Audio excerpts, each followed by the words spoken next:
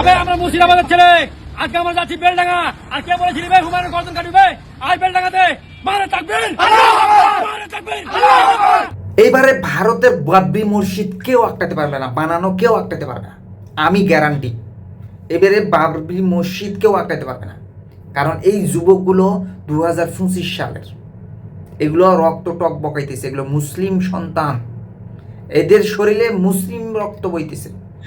ওই যে 33 বছর আগে যে মুসলমান, এই 2025 সালে এই মুসলমান এক করা যাবে না, তারা কিন্তু বাবরি মসজিদ ভাঙছিলেন, কিছু বলে নাই। এই 2025 সালে এসে ভারতের প্রত্যেকটা মুসলমানের রক্তের মধ্যে টক বগাইতেছে।